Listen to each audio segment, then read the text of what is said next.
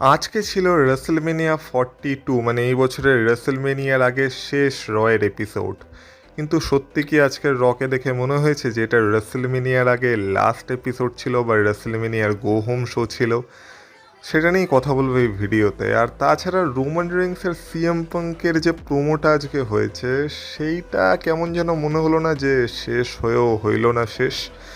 তো কি কি হয়েছে আজকের আমার কেমন লেগেছে সেটা নিয়ে এই ভিডিওতে কথা হবে, তাই ভিডিওটা পুরোটা দেখো, স্কিপ করো না, কারণ তোমরা দেখছো wrestle entertainer. So let's start the entertainment.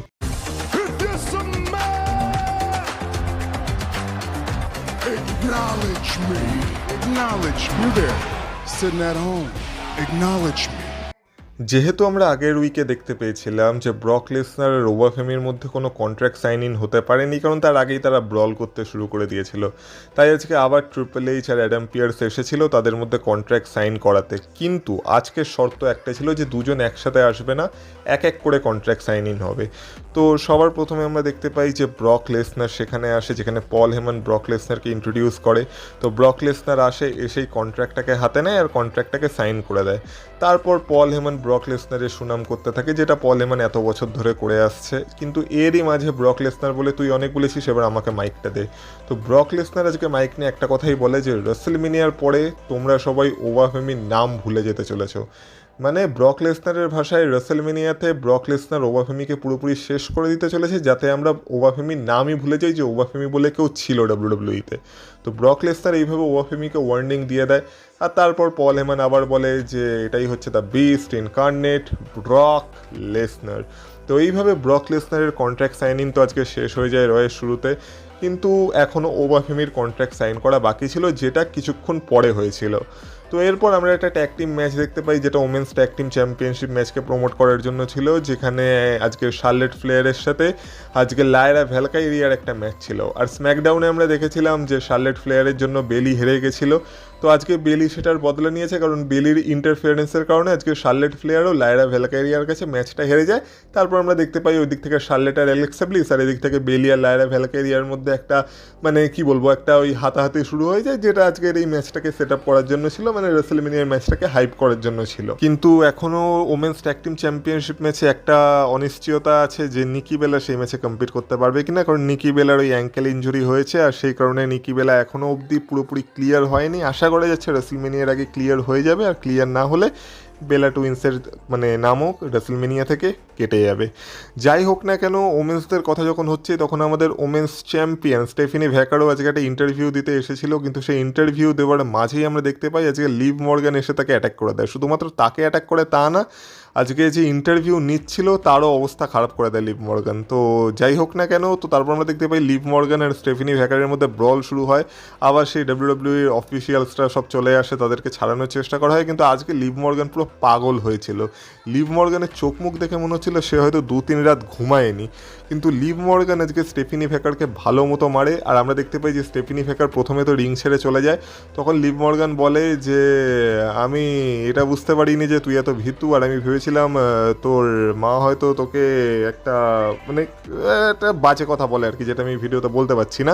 যাই হোক না কেন, তখন স্টেফিনি ভ্যাকার রেগে যায়। স্টেফিনি ভ্যাকার আবার রিংয়ের মধ্যে চলে আসে। রিংয়ের মধ্যে আসার পর তাদের মধ্যে ব্রলটা কন্টিনিউ হয়। তারপর আমরা দেখতে পাই আবার ডাব্লিউডাব্লিউ অফিসিয়ালসরা তাদেরকে ছাড়িয়ে নেয়, লিভ মর্গানকে সেখান থেকে নিয়ে যাওয়া হয়। আর যেখানেও মানে লিভ মর্গানকে দেখেই মনে হচ্ছিল যে আজকে লিভ মর্গানের অবস্থা মানে অন্যরকম, মানে অন্য মুডেই আজকে লিভ মর্গান এসেছে, যেখানে তাকে দেখে পুরো একটা রাক্ষসী মনে হচ্ছিল। তো যাই হোক না কেন, তারপর আমরা একটা ট্যাগ টিম ম্যাচ দেখতে পাই, মানে ট্যাগ টিম ম্যাচ মানে 6 ম্যান ট্যাগ টিম ম্যাচ, যেখানে একটা টিমে ছিল আমাদের উসোস আর LA নাইট। যেহেতু তাদেরকে রেসলমেনিয়াতেও টিম আপ করতে হবে, তাদের আজকে একটা প্র্যাকটিস ম্যাচ ছিল, যেখানে তাদের অপোনেন্ট ছিল MFT মানে সোলো সিকাওয়া আর তার টিম মেম্বাররা। তো আজকে আমরা দেখতে পাই সোলো সিকাওয়া, টঙ্গা লোয়া আর ওই দিক থেকে জেসি মাটেও একটা টিমে ছিল।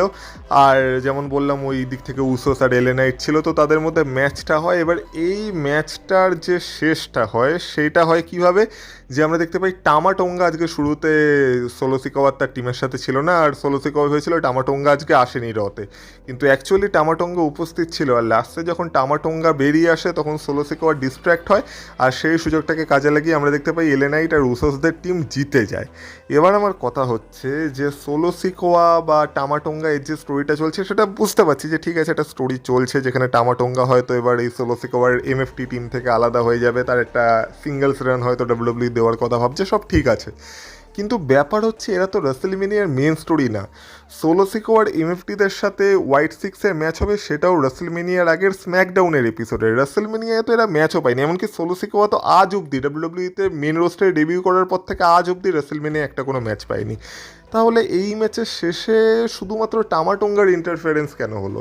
কারণ রাসেলমেনিয়াতে তো ম্যাচ হবে উসোস, এলে নাইট ভার্সেস আইসো স্পিড, লোগান পল আর অস্টিন থিওরি। তো তারা কোথায় ছিল? তাদের শুধুমাত্র একটা ব্যাকস্টেজ সেগমেন্টে, মানে ব্যাকস্টেজও না, সেই লোগান পলের রিংয়ে যে আইসো স্পিড ওই ট্রেনিং করছিল শুধুমাত্র সেই ফুটেজটা দেখানো হয়েছিল। আজকে তাদের রতে দেখা যায়নি। কেন দেখা যায়নি? দেখা তো উচিত ছিল, কারণ তাদেরই তো মেন স্টোরি চলছে। কিন্তু এই ম্যাচের লাস্টে টামাটোঙ্গার জন্য ম্যাচের রেজাল্ট বেরালো। আমার মনে হয় এখানে মেন স্টোরিতে ফোকাস করলে ডাব্লিউডাব্লিউ বেশি ভালো করতো। যাই হোক না কেন, ডাব্লিউডাব্লিউর ইচ্ছে এমনিই এখন ভালো কিছু করছে না, তার আশাই বা কী করা যায়। তো তারপর আমরা গান্থারকে দেখতে পাই, কিন্তু গান্থার আজকে বেশি কোনো কথা বলার সুযোগ পায় না, কারণ তার আগেই সেথ রলিন্স এসে পেছন থেকে গান্থারকে অ্যাটাক করে দেয়। আর আজকে সেথ রলিন্স কোনো কথা বলে না, এসেই গান্থারকে মারতে শুরু করে। আর তারপর আমরা দেখতে পাই যে সেখান থেকে গান্থার চলে যায়, মানে রিং ছেড়ে গান্থার বেরিয়ে যায়। কিন্তু সেথ রলিন্স বলে যে এই পল হেমনের রক্ষাকর্তা, খুব তো পল হেমনকে বাঁচাচ্ছিস, কিন্তু তোর মধ্যে যদি দম থেকে থাকে তাহলে তুই রিংয়ে আয়, রিংয়ে এসে আমার চোখে চোখ রেখে বল যে তুই রাসেলমেনিয়াতে আমার এগেনস্টে কম্পিট করতে কেন চাস, তুই আমার পেছনে কেন পড়েছিস। তো গান্থার তো পেছনে হটে যাওয়ার লোক না, তো গান্থার তারপর রিংয়ে যায়।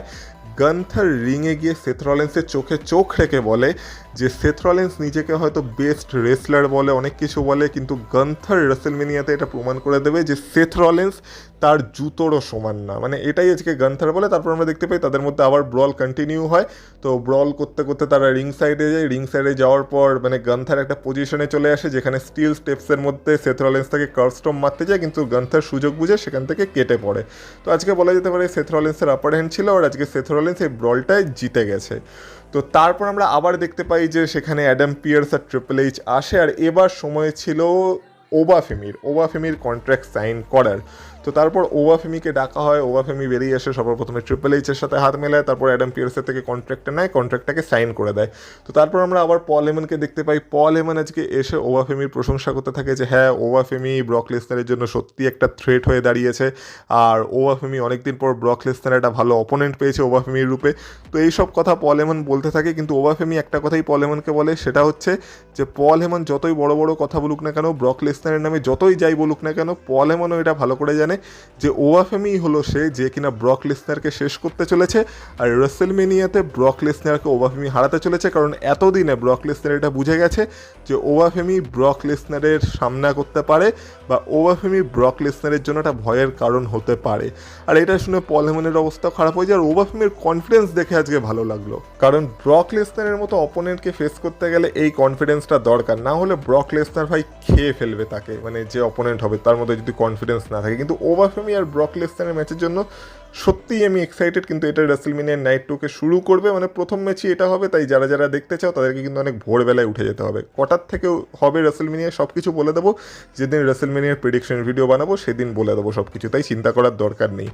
যাই হোক না কেন, আমরা আজকে আরেকটা ট্যাগ টিম ম্যাচ দেখতে পাই, যেখানে একটা টিমে ছিল জেসি মাটেও আর রুসেফ, আর একটা টিমে ছিল ড্রাগন লি আর জিভন ইভান্স। এবার এই ম্যাচে আমরা দেখতে পাই যে ম্যাচটা ম্যাচের মতো হয়, ভালো ঠিকঠাক ম্যাচ ছিল, কিন্তু ম্যাচের শেষে ড্রাগন লি আজকে জেসি ম্যাটেওকে এজে স্টাইলসের ফিনিশার যেটা স্টাইলস ক্লাস সেটা মেরে দেয়, আর সেটা মেরে দেওয়ার পর আজকে এই ম্যাচটা তার টিমের জন্য জিতে যায়। দেখে মনে হচ্ছে এজে স্টাইলসের রিটায়ারমেন্টের পর এখন ড্রাগন লি তার স্টাইলস ক্লাস ফিনিশারটা পেয়ে গেছে, কারণ এখন সে রেগুলার এটা ইউজ করছে।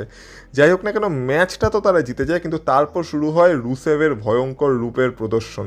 কারণ তারপর রুসেভ এসে সবাইকে যেইভাবে মেরেছে, মানে যাকে বলে মেরে মেরে কুত্তা বানিয়ে দিয়েছে, মানে সিরিয়াসলি তাই। মানে রুসেভ আজকে কাউকে ছাড়েনি, ড্রাগন লি, জিভন ইভান্স, এমনকি ওদিক থেকে জেডি ম্যাকডোনা এসেছিল যে আমি তো তোর টিমে ছিলাম, তুই তো আমাকে কিছু করবি না, জেডি ম্যাকডোনাকেও অ্যাটাক করেছে। সেখানে রে মিস্ট্রিও এসেছিল, রে মিস্ট্রিওকে অবধি রুসেফ ছাড়েনি, তার মাচকা কিক মেরে দিয়েছে রে মিস্ট্রিওকে, সবাইকে একটা করে মাচকা কিক মেরেছে। এমনকি আমাদের যে ইন্টারকন্টিনেন্টাল চ্যাম্পিয়ন পেন্টা, সেও লাস্টে এসেছিল, কিন্তু সেও আজকে রুসেফের হাত থেকে রক্ষা পায়নি। মানে রুসেফ এটা একদম পরিষ্কার করে দিয়েছে যে রেসেলমেনিয়ার জন্য অন্তত রুসেফ তো রেডি আছে, রুসেফের হাত থেকে কেউ বাঁচতে পারবে না। আর আমরা লাস্টে দেখতে পাই তার যে মাচকা লক যেটা আছে সেটা আজকে সে ড্রাগন লিকে লাগিয়ে দেয়, আর তারপর সে আর কি স্ট্যান্ড টল করে। মানে ছজনের মধ্যে রুসেভই আজকে একমাত্র রিংয়ের মধ্যে দাঁড়িয়েছিল। তো রুসেভ আজকে আপার হ্যান্ড পেয়েছে, কিন্তু রেসেলমেনিয়ায় রুসেভ আপার হ্যান্ড পাবে কিনা এইটা দেখার বিষয় তো হবেই। যাই হোক না কেন, ড্যান হজেনের কথা বলা যাক এবার। ড্যান হজেনকে আজকে আমরা ব্যাক স্টেজে দেখতে পেয়েছিলাম, যেখানে অ্যাডাম পিয়ার্স কারোর সাথে একটা কথা বলছিল, আর সেখানে ড্যান হজেন চলে আসে। অ্যাডাম পিয়ার্স জন সিনার নামে কথা বলছিল যে জন সিনা রেসেলমেনিয়াকে হোস্ট করতে চলেছে, কিন্তু তখন ড্যান হজেন সেখানে চলে আসে। আর ড্যান হজেন বলে যে তুমি কি জন সিনার সাথে কথা বলছো? তখন মানে ওই দিক থেকে অ্যাডাম পিয়ার্স বলে যে হ্যাঁ, জন সিনা রেসেলমেনিয়াকে হোস্ট করতে চলেছে। তখন ড্যান হজেন বলে জন সিনা হচ্ছে greatest of all time, John Cena হচ্ছে হল অফ ফেমার, আর ড্যান হজেনও next greatest of all time, next hall of famer হতে চলেছে, ফিউচার হল অফ ফেমার হতে চলেছে। তো একজন গ্রেট আর একজন গ্রেটের সাথে কথা বলতে চায়, তো ফোনটা আমাকে দাও। তো তখন অ্যাডাম পিয়ার্স বলে যে আচ্ছা ঠিক আছে, তো আজকে তোমাকে ফোনে কথা বলতে হবে না, জন সিনা রেসেলমেনিয়া থাকবে, তো তখন তুমি জন সিনার সাথে কথা বলে নিও। মানে আজকের র থেকে এটাও পাকা হয়ে গেছে যে রেসেলমেনিয়ায় আমরা ড্যান হজেন আর জন সিনারও একটা সেগমেন্ট দেখতে চলেছি। এবার সেই সেগমেন্টে জন সিনাকে আবার ড্যান হজেন কার্স না করে দেয়, কারণ যদি অভিশাপ দিয়ে দেয় তাহলে তো হয়ে গেল, কিন্তু আমার মনে হয় না সেটা করবে, কারণ একজন গ্রেটেস্ট অফ অল টাইম আর একজন গ্রেটেস্ট অফ অল টাইমকে কী করেই বা অভিশাপ দিতে পারে। কিন্তু ড্যান হজেন মজার ক্যারেক্টার ভাই, ড্যান হজেন মজার ক্যারেক্টার। আজকে তো সে নিজেকে আনডিফিটেডও বলছিল, কারণ যেহেতু স্ম্যাকডাউনে সে কিট উইলসনকে হারিয়ে দিয়েছে আর তাকে এখনও কেউ হারাতে পারেনি, তাই ড্যান হজেন এখনও অপরাজেয়, অজেয়। আর দেখা যাক এটা ড্যান হজেনের কতদিন চলে, কিন্তু হ্যাঁ, লেজেন্ড তো বটেই ড্যান হজেন। আর তারপর সময় আসে রয়ের মেন ইভেন্টের। এবার সময় আসে আর কোথায়, মানে সময় তো থাকেই না, কারণ মেন ইভেন্টকে তো ডাব্লিউডাব্লিউ দেয় মাত্র 10-15 মিনিট। তার মধ্যে রোমান রিংসের এন্ট্রেন্স হয় 5 মিনিট ধরে, সিএম পাঙ্কের এন্ট্রেন্স হয় 3 মিনিট ধরে, সেখানেই হয়ে যায় 8 মিনিট, আর বাকি থাকে 2 মিনিট। তার মধ্যে এসে দুজন কথা বলতে বলতেই সেই সময়টাও শেষ, আর তারপর আর প্রোমোটাও ঠিকঠাক হয় না। তো যাই হোক না কেন, কী হয়েছে পুরোটাই বলি। তো আমরা রোমান রিংসকে দেখতে পাই, যেমন বললাম যে 5 মিনিট ধরে তো রোমান রিংসেরই এন্ট্রেন্স হয়, মাঝখানে অ্যাডভার্টিজমেন্টও আসে, তারপর রোমান রিংস সবাইকে আবার অ্যাকনলেজ করতে বলে নিজেকে, আর তারপর আমরা দেখতে পাই যে রোমান রিংস কিছু বলার আগে সেখানে সিএম পাঙ্ক বেরিয়ে আসে, আর সিএম পাঙ্ক আজকে দর্শকদের মধ্যে থেকে আসছিল, তো সেখানেও অনেকটা টাইম চলে যায়। আর তারপর যখন সিএম পাঙ্ক আর কি ফাইনালি আসে, তখন আজকে রয়ের শুরুতে একটা ভিডিও প্যাকেজে রোমান রিংস বলেছিল যে রোমান রিংস আজকে সিএম পাঙ্কের কাছ থেকে সত্যিটা শুনতে চায়, আর যদি সত্যি সিএম পাঙ্ক না বলে তাহলে রোমান রিংস সত্যিটা সবার সামনে আনতে চলেছে। তো যেহেতু সত্যি কথা বের করার কথা হচ্ছিল, তো সিএম পাঙ্ক আজকে এসে অ্যানাউন্সার টেবিলে দাঁড়িয়ে যায়। দাঁড়িয়ে গিয়ে সিএম পাঙ্ক বলে যে ঠিক আছে, তুই তো সত্যি শুনতে চাইছিস, আমি আজকে সত্যি কথাই বলবো, আর তারপর তুই বিচার করিস যে আমি যে কথাগুলো বলছি সেই কথাগুলোর মধ্যে একটা কিছু মিথ্যে আছে কিনা। তো আজকে সিএম পাঙ্ক রোমান রিংসকে বলে যে রোমান রিংসকে সিএম পাঙ্ক পছন্দ করে না, সিএম পাঙ্ক রোমান রিংসকে হেট করে। সেই যেখান দিয়ে এদের প্রোমো শুরু হয়েছিল, যেখানে রোমান রিংস সিএম পাঙ্ককে বলেছিল যে সিএম পাঙ্ককে রোমান রিংস পছন্দ করে না, আজকে সিএম পাঙ্কও সেম কথা বলেছে। তো তারপর সিএম পাঙ্ক বলে যে আমি আজকে সত্যি কথাই বলছি, আর এটা হয়তো আমি কোনো দিন সামনে আনতাম না বা স্বীকার করতাম না, কিন্তু আজকে আমি এটা স্বীকার করছি, আমি তোকে হেট করি এই কারণে, কারণ আমি তোকে হিংসা করি। আর তারপর সিএম পাঙ্ক বলে যে আমি তোকে হিংসা করি কেন জানিস, কারণ আমার যেটা ছোটোবেলার স্বপ্ন ছিল সেটা তোকে দিয়ে দেওয়া হয়েছে, আর আমাকে সেসব পাওয়ার জন্য এত বছর ধরে কষ্ট করতে হয়েছে। এটা আমার first 1-on-1 WrestleMania main event হতে চলেছে, আর আমি তোকে হিংসা করি এই কারণে, কারণ তুই যখন চ্যাম্পিয়ন ছিলি তখন তুই 1316 দিনের জন্য চ্যাম্পিয়ন ছিলি, তুই এত দিন ধরে একটা চ্যাম্পিয়নশিপ নিজের কাছে রেখেছিলি। আর যখন ভবিষ্যতে অনেক স্ট্যাটের কথা হবে বা ভবিষ্যতে কথা হবে যে কে সব থেকে বেশি দিনের চ্যাম্পিয়ন ছিল, তখন সেখানে তোর নাম আসবে। কেউ তখন এটা দেখতে যাবে না যে কীভাবে কী করে তোর কাছে চ্যাম্পিয়নশিপটা ছিল, সবাই শুধু নাম্বারটা দেখবে যে কত দিনের জন্য ছিল। তাছাড়া তুই প্রায় 11 বার রেসেলমেনিয়াকে মেইন ইভেন্ট করেছিস, আর সত্যি কথা বলতে এই সব আমার ইচ্ছা ছিল, আমি এগুলো পেতে চেয়েছিলাম, কিন্তু আমি এগুলো পাইনি, তুই এগুলো পেয়েছিস, আর সেই কারণে আমি তোকে হিংসা করি। তো তারপর সিএম পাঙ্ক এই কথাটাও বলে যে দেখ, সিকা একজন ভালো মানুষ, মানে রোমান রিংসের বাবার কথা বলে, আর সেটাও বলে যে আমি ওল্ড টাইমারদের রেসপেক্ট করি, আর আমার একটা জিনিস খুব খারাপ লাগছে যে আমি এই ফিউডটার মধ্যে মানে তোর সাথে পার্সোনাল যাওয়ার জন্য তোর বাবার নামকে মাঝখানে এনেছিলাম, আর এটা আমার সত্যি খুব খারাপ লাগছে। আমার হয়তো এটা করা উচিত হয়নি, আর আমি এটার জন্য ক্ষমা চাইছি। তো আজকে সিএম পাঙ্ক অ্যাকচুয়ালি ওই যে সেই রোমান রিংসের বাবাকে যে মাঝখানে এনেছিল সেটার জন্য রোমান রিংসের কাছে ক্ষমা চেয়ে নেয়, না বলা যেতে পারে পুরো ব্লাড লাইনের কাছে ক্ষমা চেয়ে নেয়। সিএম পাঙ্ক এটা স্বীকার করে যে এটা হয়তো তার করা উচিত হয়নি। আর লাস্টে সিএম পাঙ্ক এটাও বলে যে যখন রাসেলমেনিয়াতে ম্যাচটা শেষ হবে তখন যে রিং অ্যানাউন্সার সে তখন আমার নামকেই বলবে and still your world heavyweight champion CM Punk. আর আমার কাছে এখন যেমন গোল্ড আছে সেই দিনও আমার মাথার উপরে গোল্ড থাকবে, আমি সেটাকে ধরে থাকবো। আর তুই বল যে আমি এতগুলো কথার মধ্যে একটাও মিথ্যে কথা বললাম কি না। তো তখন রোমান রিংসও মাইকটাকে হাতে নেয়, আর রোমান রিংস তারপর বলে যে প্রথমবার আমি তোর মুখ থেকে এত সত্যি কথা শুনছি, সত্যি বলছি এর আগে তুই এত সত্যি কথা কখনো বলিসনি। হ্যাঁ, তো সব কটা কথাই সত্যি ছিল, শুধুমাত্র শেষ কথাটা বাদে। আর তুই রাসেলমেনিয়ার পর চ্যাম্পিয়ন থাকতে পারবি না, কারণ আমি তোকে 2 মাস সময় দিয়েছিলাম এই চ্যাম্পিয়নশিপটাকে রেলিভেন্ট বানানোর জন্য, কিন্তু তুই কিচ্ছু করতে পারিসনি। আর হ্যাঁ, তুই আমাকে হেট করিস তো আমিও তোকে হেট করি। আর আমি তোকে হেট করি কেন জানিস? কারণ আমারও একটা হিংসা আছে, সেটা হচ্ছে তুই এই কোম্পানি ছেড়ে চলে যাওয়ার পরও টানা 10 বছর ধরে এই ক্রাউড, এই ডাব্লিউডাব্লিউই ফ্যান্স তোর নাম চ্যান্ট করেছিল। আর আমিও চাই যে যখন আমি ডাব্লিউডাব্লিউতে থাকবো না তখন আমার নামও যেন এরকম 10 বছর ধরে সবাই টানা চ্যান্ট করতে থাকে। কিন্তু এই কানেকশনটা আমি বানাতে পারবো কিনা বা আমরা ক্রাউডের সাথে বানাতে পারবো কিনা আমি জানি না। আর এইটা তুই পেয়েছিস, আর এই কারণে আমি তোকে হিংসা করি। কিন্তু যতই যাই হয়ে যাক না কেন, এই চ্যাম্পিয়নশিপটাকে তুই নিজের কাছে রেখে পুরো বরবাদ করে দিয়েছিস কোম্পানিটাকে। আর এই নস্টেলজিয়া অ্যাক্টের দিন শেষ, যা যা ফিল গুড মোমেন্ট ছিল যে তুই চ্যাম্পিয়ন হলে সবার ভালো লাগবে, এইসব শেষ হয়ে গেছে। তুই এই চ্যাম্পিয়নশিপটার সাথে কিছু করতে পারিস না, আমি তোকে সময় দিয়েছিলাম। আর এবার তুই যে নোংরাটা করেছিস এই এতদিনে সেটাকে আমাকেই পরিষ্কার করতে হবে। আর রাসেলমেনিয়াতে আমি সব কিছু ঠিক করে দেবো, কারণ রাসেলমেনিয়াতে কেউ বলবে না যে অ্যান্ড স্টিল, কারণ রাসেলমেনিয়াতে রিং অ্যানাউন্সার বলবে অ্যান্ড নিউ। আর তারপর আমি এই চ্যাম্পিয়নশিপটাকে জিততে চলেছি আর আমাদের বিজনেসকে আবার টপে নিয়ে যেতে চলেছি, যেখানে এই বিজনেসটা বিলং করে। আর যখন আমি এটা করে ফেলবো আর যখন আমার হাতে এই চ্যাম্পিয়নশিপ গোল্ডটা থাকবে তখন সবার সাথে সাথে তুইও আমাকে অ্যাকনলেজ করবি। এই বলে আজকের প্রোমো শেষ হয়।